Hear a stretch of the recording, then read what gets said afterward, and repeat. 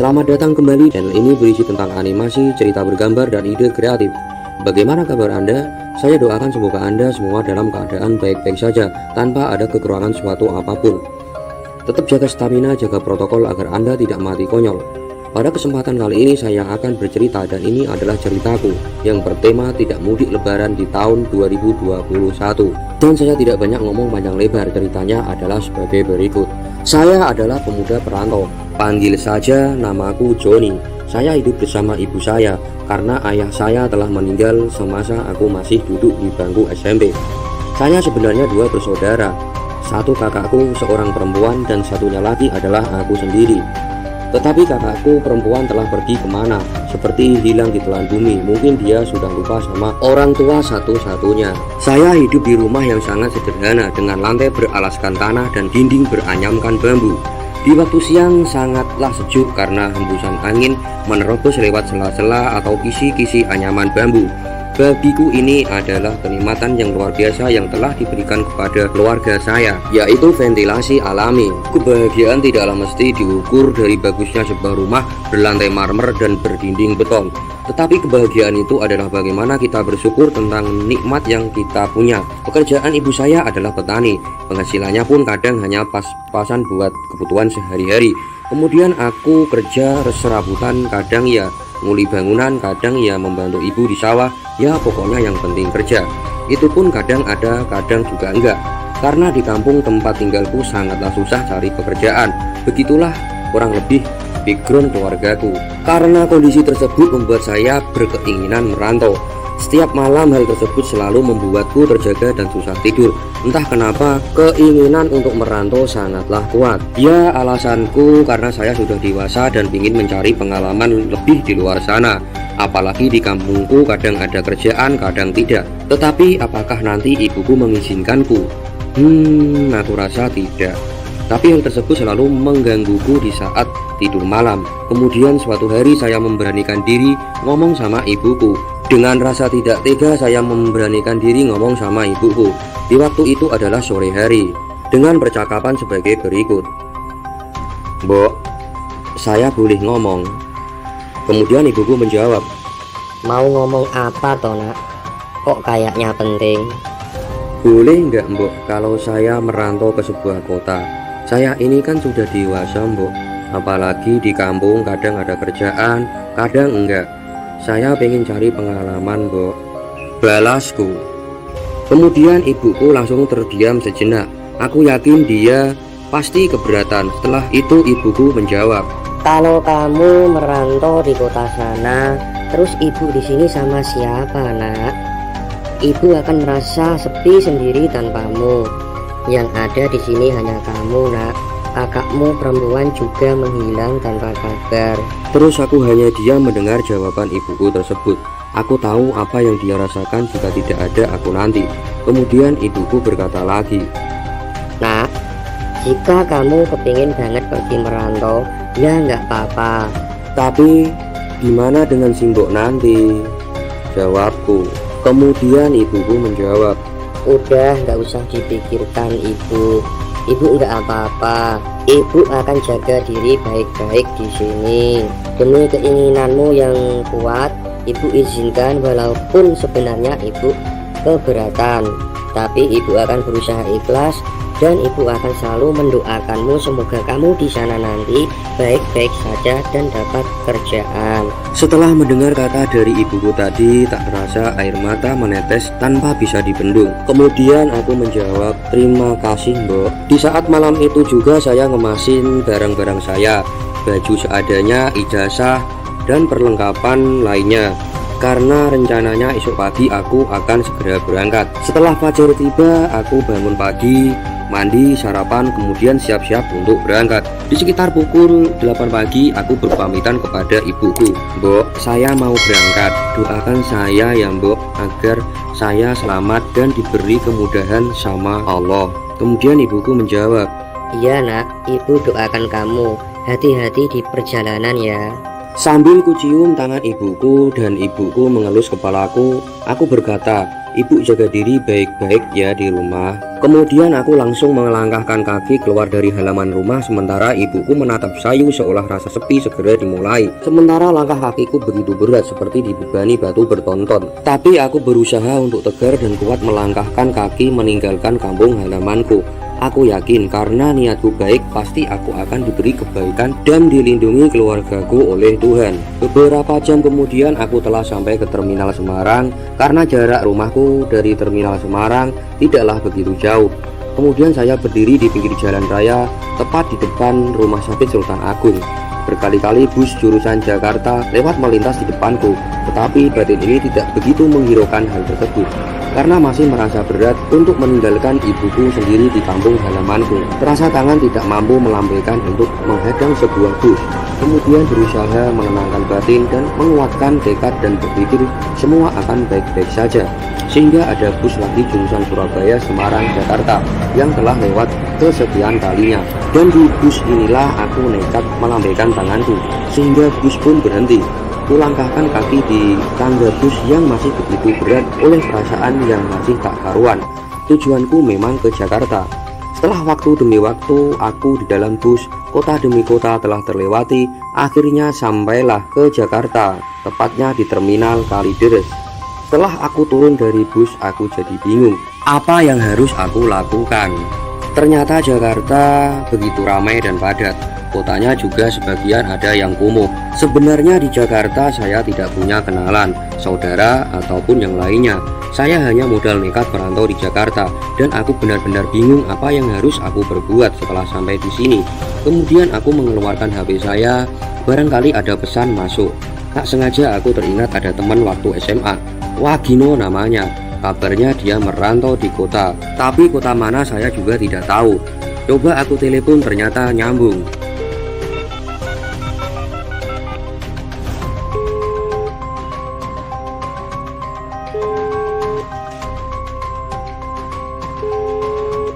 Halo, ini siapa? Sahut Wagino dalam telepon. Aku Joni bro. Kamu katanya merantau di kota bro. Bagaimana kabarmu? Sahutku. Oh, kamu Tojon, teman dari SMA kan? Lama sudah tidak ketemu jadi ya agak-agak lupa gitu Jon. Kabarku baik Jon, tapi saya sekarang lagi kerja di Tangerang. Kamu lagi di mana Jon? Sahut Wagino lagi. Kemudian saya menjawab, "Gini bro, aku sekarang lagi di Jakarta, baru datang dan saya turun di Terminal Kalideres." Jawabku. Terus tujuanmu mau kemana Jon? Sahut Wagino. Terus aku menjawab, "Aku nggak tahu bro mau kemana." Oh alah gini aja, tunggu aja kamu di situ ya bro. Kamu nanti ku jemput. Kamu sementara singgah di kontrakanku aja dulu ya. Jarak Terminal Kalideres ke Tangerang itu deket banget kok bro. Balas Wagino. Kemudian aku menjawab, "Baiklah bro, aku tunggu ya." Lagi-lagi aku ketemu orang baik. Terus aku coba tanya-tanya kepada Wagino, "Ada lowongan pekerjaan nggak bro di tempatmu?" Kemudian Wagino menjawab, Bentar ya bro, tak carikan info dulu. "Oh iya, Wagino ini kerja di pabrik ban di wilayah Tangerang." Hari demi hari kulalui di kontrakan Wagino. Akhirnya kabar baik pun datang kepadaku. Wagino mengatakan kalau di pabrik yang dia tempati ada lowongan pekerjaan. Kemudian Wagino menyuruh saya segera menyiapkan dokumen. Wagino mengatakan, Jon, siapkan dokumenmu dan persyaratan-persyaratan yang dibutuhkan. Besok kamu kuantar di pabrik ban tempat kerjaku. Aku terus menjawab, "Siap bro, terima kasih atas pertolongannya. Kalau tidak ada kamu, nasibku akan seperti apa?" Kemudian Wagino menjawab, Sudah semestinya aku membantumu Jon. Selebihnya kamu terima kasihlah kepada Tuhan. Tak kusangka ternyata Wagino berhati malaikat. Mungkin inilah salah satu utusan dari Tuhan yang dikirimkan buatku sampai saat ini. Hari pagi telah tiba. Aku segera mandi pagi dan Wagino juga siap-siap untuk bekerja. Aku dan Wagino akhirnya berangkat bareng berboncengan naik motor menuju ke tempat kerja Wagino. Di sana aku terus disuruh masuk oleh pegawai kantor karena bos telah menunggu untuk interview aku. Kata demi kata, soal demi soal psikotes, pertanyaan jebakan, aku jawab dengan yakin. Akhirnya Tuhan masih berpihak kepadaku. Bos Ban menerimaku sebagai karyawannya. Aku sangat berterima kasih banget karena sepanjang perjalanan banyak malaikat yang telah dikirimkan oleh Tuhan untukku. Wagino sangat senang banget mendengar aku diterima. Sambil memelukku, aku mengatakan, "Terima kasih bro atas bantuannya." Sama-sama John. Jawab Wagino. Awal aku bekerja selama 1 bulan, aku masih ikut satu kontrakan dengan Wagino. Setelah itu aku pindah kontrakan yang lebih dekat dari tempat kerjaku. Tujuanku agar kalau berangkat bekerja tidak buru-buru, karena kontrakan Wagino jaraknya agak lumayan jauh. Jadi kalau berangkat kerja pasti terburu-buru. Belum nanti masih ada macet di jalan. Setelah cari tahu sana sini info kontrakan, aku temukan kontrakan milik Lek Tukimo. Yang jadi aneh, saat aku ngontrak di Lek Tukimo, aku cuma dikasih separuh harga. Aku bayar full pun tidak mau. Separuhnya dibalikin ke aku lagi. Kemudian aku bertanya sama Lek Tukimo, "Pak Lek, kenapa dibalikin separuh uang bayar kontrakku?" Nggak apa-apa, simpan saja sebagian uang tersebut. Jawab Lek Tukimo. Akhirnya aku jadi merasa tidak enak sama Lek Tukimo. Lagi-lagi Tuhan mengirimkanku malaikat ke aku lagi. Banyak orang baik yang aku jumpai. Ini seperti halnya pepatah, walaupun tempatmu adalah tempat penuh maksiat, kehidupan malam, seks bebas, tapi kalau yang kamu cari kebaikan pasti akan dapat kebaikan. Dan sebaliknya, walaupun tempatmu adalah tempat yang baik, kota santri sekalipun, tapi apabila yang kamu cari adalah keburukan, pasti kamu akan dapat keburukan juga. Ya, kurang lebih begitulah peribahasanya. Yang pasti hidup ini tergantung apa yang kita cari. Karena aku merasa tidak enak sama Lek Tukimo, aku coba menanyakan lagi perihal uang sewa kontrakanku dikembalikan separuh. Kemudian Lek Tukimo berusaha bercerita kepadaku, dan aku sangat sedih banget setelah mendengarnya. Jadi Lek Tukimo ini hidupnya adalah seorang diri. Lek Tukimo tergolong hartanya lebih dari sekedar cukup. Kontrakannya banyak, belum usaha-usaha yang lain. Maka tak heran kalau dia sudah naik haji. Anaknya telah meninggal waktu SMA, yaitu ditabrak oleh truk. Kemudian istrinya diceraikannya karena Lek Tukimo tak mampu melayaninya. Istrinya seorang wanita yang hiperseksual. Menurut keterangan Lek Tukimo, satu hari minta dilayani 10 kali. Lek Tukimo pun sempat opnam gara-gara hal tersebut. Yang bikin aku jadi kaget saat aku datang mencari kontrakan waktu itu. Dikiranya aku adalah anaknya yang tiada telah hidup kembali. Pas aku dilihatin foto anaknya Lek Tukimo, ternyata aku juga bener-bener kaget. Wajahnya sangat-sangat mirip denganku banget. Mungkin alasan inilah aku dikasih setengah harga dari kontrakan, dan aku juga dianggap seperti anaknya sendiri. Aku senang banget menemukan orang-orang baik seperti halnya Lek Tukimo. Hari demi hari aku telah lalui. Tak terasa aku kerja di kota sudah hampir 4 tahun. Terhitung sejak tahun 2017 sampai sekarang tahun 2021. Itu artinya aku tinggal di rumah kontrakan Lek Tukimo sudah hampir 4 tahunan. Setiap tahun aku bisa pulang kampung lebaran bersama ibuku, yaitu tahun 2017, tahun 2018, tahun 2019 juga masih bisa pulang. Karena corona waktu itu adalah di akhir tahun 2019. Tetapi mulai lebaran tahun 2020 sudah tidak diperbolehkan mudik lagi karena COVID-19. Waktu itu di tahun 2020 tidak bisa mudik lebaran, ya sudah, begitu tidak apa-apa. Semoga tahun 2021 corona cepat hilang sehingga mudik sudah diperbolehkan lagi. Itu adalah doaku. Tetapi ternyata lebaran tahun 2021 pun corona masih belum sirna. Dalam hatiku, lebaran tahun ini pasti ada larangan mudik lagi. Ternyata apa yang saya prediksikan tidaklah meleset. Saat aku pulang kerja kurang lebih pukul 8 malam karena bos ngasih lembur waktu itu. Makanya aku pulang lumayan malam. Kemudian aku menyalakan TV. Alah, berita apa maneh iki? Semprul berarti lebaran tahun 2021 iki nggak iso mudik meneh. Setelah mendengar berita tersebut aku jadi lemes karena tidak bisa mudik lagi di lebaran tahun 2021. Karena mulai tanggal 6 sampai tanggal 17 Mei 2021 tidak ada transportasi. Padahal aku sangat kangen sama ibu saya.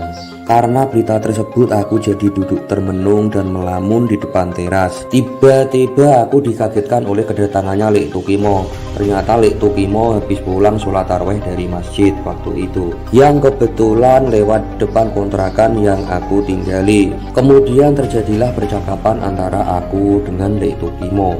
Lu John, kenapa kamu kok ngalamun? Udah makan belum? Tanya Lek Tukimo. Kemudian aku menjawab, gak ada apa-apa kok Pak Lek. Saya udah makan kok Pak Lek tadi di luar sebelum pulang kerja.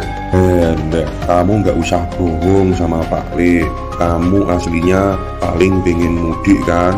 Tapi karena ada larangan dari Pak Jokowi untuk tidak mudik, jadi kamu sedih, iya kan? Balas Lek Tukimo. Hehehe. Pak Lek kok tahu? Balasku. Kemudian Lek Tukimo membalas, Pak Le ya tahu toh John, karena dari raut wajahmu sudah kelihatan. saya kangen sama ibuku Pak Lek. Sudah 2 tahun terakhir ini aku belum pulang. Sampai kapan yo Pak Lek corona ini berakhir? Balasku. Kemudian Lek Tukimo menjawab, Pak Le ya nggak tahu toh John kapan virus ini berakhir. Udah, kamu nggak usah sedih. Kamu lebaran di sini aja sama Pak Le, nemenin Pak Le. Pak Le tidak ada temennya juga John di sini. Apalagi hari lebaran seperti ini, yang dirasakan Pak Le hanya sepi. Kamu sudah kuanggap sebagai anakku sendiri John, jadi jangan sungkan sama Pak Le.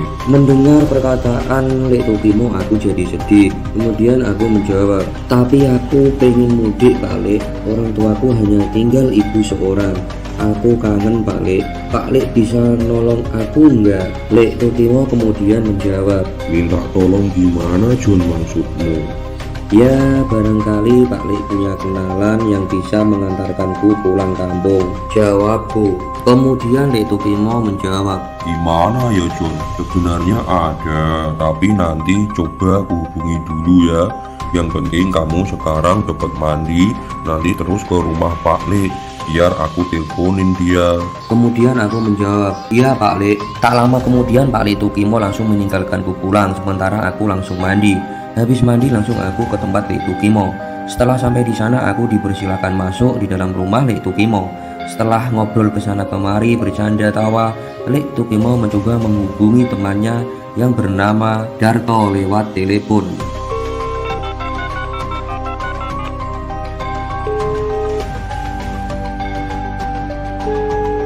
Halo? Halo Pak Di, ada apa Pak Di? Jawab Darto. Kemudian Lek Tukimo menjawab, Nggak ada apa-apa kok toh. Bagaimana kabarmu?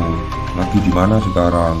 kemudian si Darto menjawab, Kabarku baik Pak Di. Saya lagi ngantar obat-obat pertanian ke Sumatera. Ada perlu apa Pak Di? Lama nggak ada menghubungi kok tiba-tiba menghubungiku. kemudian Pak Di menjawab. Hehehe, ini loh toh, kamu pulang Jawa nggak? Kemudian Darto menjawab. Pulang Pak Di, insya Allah kira-kira tanggal 9 sampai 10. Kemudian Lek Tukimo menjawab. Oh gitu, bisa nggak mampir ke tempat Pak Di? Kemudian Darto menjawab. Hehehe, bisa Pak Di, mau minta tolong apa Pak Di? Kemudian Lek Tukimo menjawab. Ini loh toh, Pak Di mau titip orang. Kalau bisa biar ngikut kamu ke Jawa. Namanya adalah Joni, pemuda yang ngontrak di kontrakanku. Dia berniat nekat untuk mudik lebaran tahun ini. Kamu kan tahu toh, kalau di tanggal 6 Mei sampai dengan 17 dilarang mudik oleh Presiden Jokowi. Anak muda ini seperti anakku sendiri toh, jadi ku beda-bedain. Telepon kamu seperti ini. Sepertinya dia kangen sama orang tuanya toh. Kemudian Darto menjawab. Oh gitu Pak Di. Ya bisa, ditunggu ya Pak Di. Tapi saya ya agak was-was, bisa lolos atau enggak sampai ke Jawa. Takutnya kena razia. Kemudian Lek Tukimo menjawab. Terima kasih ya toh. Maafkan Pak Di telah mengganggu aktivitasmu. Kemudian Darto menjawab. Enggak apa-apa Pak Di, sama-sama. Kemudian sambungan telepon terus diputus sama Lek Tukimo. Aku merasa seneng banget mendengarkan percakapan Lek Tukimo dengan Mas Darto tadi. Oh iya, Darto adalah keponakan teman dari Lek Tukimo di kampung, di daerah Semarang. Dan Lek Tukimo sendiri juga dari Jawa Tengah wilayah Semarang. Mas Darto adalah supir lintas sering antar obat-obatan pertanian antara Jawa dan Sumatera. Setelah itu Lek Tukimo berkata kepadaku, John, Mas Darto bisa dinunutin. Jadi, kamu bisa mengajukan cuti di tempat kerjamu. Bila Mas Darto tadi sekitar tanggal 9 sampai 10 mampir ke rumah Pak Le. kemudian aku menjawab, terima kasih Pak Le. Tapi Pak Le nggak jamin bisa lolos loh John, karena sudah dilarang untuk mudik tahun ini. Semoga aja perjalananmu lancar nantinya. Balas Lek Tukimo. Kemudian aku menjawab, amin Pak Le. Tak terasa waktu begitu cepat, jam dinding di rumah Lek Tukimo telah menunjukkan pukul 11 malam. Kemudian aku segera berpamitan dari rumah Lek Tukimo pulang ke kontrakan untuk tidur, karena besok pagi mesti harus bangun makan sahur. Kemudian esok paginya saya berangkat bekerja sambil minta izin bosku untuk cuti mudik lebaran. Alhamdulillah bosku memberi izin. Setelah hari berganti hari, tibalah waktunya tanggal 9 Mei 2021, pas hari Minggu. Mas Darto jadi mampir ke tempat Lek Tukimo. Dia menepati janjinya. Kemudian aku segera siap-siap penuh semangat karena aku sangat senang bisa jadi mudik. Sebelum berangkat tak lupa aku berpamitan kepada Lek Tukimo yang sudah kuanggap seperti ayahku sendiri. Pak Le, aku pamit mudik ya, jawab Lek Tukimo. Iya John, kamu hati-hati di jalan. Semoga kamu bisa selamat sampai tujuan ya. Amin Pak Le, jawabku. Kemudian Lek Tukimo membalas, Nanti John, kalau seumpama di tengah perjalanan kena razia, ya kamu terpaksa balik lagi ke sini John, kontrakan Pak Le. setelah aku berpamitan sama Lek Tukimo, akhirnya saya langsung naik mobil pick up Mas Darto. Saya naik di bak belakang, tujuannya untuk mengelabui para polisi yang razia. Perjalanan telah dimulai, jalan demi jalan telah terlewati. Kami tidak melewati jalan tol, ya tujuannya untuk menghindari razia polisi. Mulai dari Bekasi, Cikampek, dan seterusnya aman. Tetapi ternyata setelah sampai daerah Cirebon, kami kena apes, mobil Mas Darto di stop polisi. Stop, stop. Menepi kalian. Perintah petugas polisi. Akhirnya mobil Mas Darto menepi di tepi jalan. Kemudian polisi menanyakan, Selamat siang Pak, dengan Bapak siapa? tanya petugas polisi. Dengan Bapak Darto. Jawab Mas Darto. Aku hanya terdiam dan mendengarkan percakapan antara Mas Darto dengan polisi tadi. Doaku semoga lolos dan tidak ada apa-apa. Karena aku duduk di belakang, semoga aja aku tidak ketahuan sama polisi. Silahkan Bapak keluar dari mobil dulu. Instruksi petugas polisi. Kemudian polisi menanyakan lagi, Bapak mau kemana? Dan saya boleh tahu mana surat kelengkapan kendaraan Bapak? Saya mau mudik Pak. jawab Mas Darto sambil menunjukkan kelengkapan surat kendaraannya. Kemudian polisi menjawab, Bapak tahu nggak kalau pemerintah telah melarang mudik lebaran di tahun 2021? Larangan tersebut telah disampaikan secara langsung oleh Bapak Presiden Joko Widodo karena alasan COVID-19. jawab polisi. Kemudian Mas Darto menjawab, Ya Pak, saya tahu. setelah itu polisi mengatakan, Suratmu lengkap, tidak ada masalah. Tetapi bagaimanapun juga saya sebagai petugas polisi tetap tidak memperbolehkan untuk melanjutkan perjalanan. Sekarang aku minta tolong buka penutup bak belakang mobilmu. saat itu aku benar-benar apes. Aku benar-benar telah ketangkap polisi dan saya ketahuan sembunyi di bak belakang mobil Mas Darto. Petugas polisi langsung menanyakan, Siapa itu? Hah? Oh, ternyata kamu bawa penumpang ya? kemudian Mas Darto menjawab. Itu teman saya Pak. Kemudian Mas Darto hanya tertunduk dan terdiam. Kemudian polisi menanyaiku. Nama kamu siapa? Jawabku, Joni Pak. Kamu mau mudik juga? Iya Pak. Kemudian petugas polisi menjawab, Kan sudah disiarkan di berita dilarang untuk mudik lebaran di tahun 2021 oleh Presiden Joko Widodo. Ditakutkan penyebaran virus corona semakin meningkat. Kamu tahu nggak itu?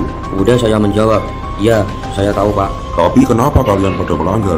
Sahut polisi. Kemudian saya menjawab, aku kangen Pak sama orang tua, sudah 2 tahun ini tidak mudik. Orang tuaku tinggal satu Pak, hanya ibu saya. Deh, kamu ini banyak alasan saja. Sudah kurus, ngeyel lagi. Sahut polisi. Kemudian saya menjawab, gak apa-apa Pak, biarin saja saya kurus. Tapi yang kumakan setiap hari dijamin halal kok. Daripada Bapak, saya nggak tahu. Perutnya buncit, gendut kayak gitu, belum tentu yang dimakan barang yang halal. Mendengar jawaban si Joni, petugas polisi semakin murka. Akhirnya petugas polisi menginstruksikan. Sekarang kamu ingin diurus secara hukum atau balik lagi ke tempat asalmu? Kemudian saya menjawab, kalau Bapak ingin saya putar balik lagi ke tempat asalku, ya saya akan laksanakan Pak. Tapi sebelumnya saya mau tanya ke Bapak, apa bedanya kita dilarang untuk mudik di tahun 2021, tetapi tempat wisata, hiburan tetap dibuka? Petugas polisi diam dan tidak bisa menjawab. Akhirnya saya dan Mas Darto langsung putar balik ke tempat semula, yaitu di Tangerang di kontrakan milik Lik Tukimo. Mas Darto juga ikut nimbrung di situ, yaitu di rumah Lik Tukimo. Lik Tukimo tersenyum menyambut aku dan Mas Darto balik lagi. Lik Tukimo berkata, Kan sudah kubilang toh Jon, di jalan banyak razia. kemudian aku menjawab, iya Pak Lik. Akhirnya aku, Mas Darto, jadi lebaran nemenin Lik Tukimo. Lik Tukimo senang banget. Pas tiba malam takdir, saya mencoba menghubungi ibuku untuk memberikan kabar bahwa aku tidak jadi mudik. Saya menghubunginya lewat sebuah telepon.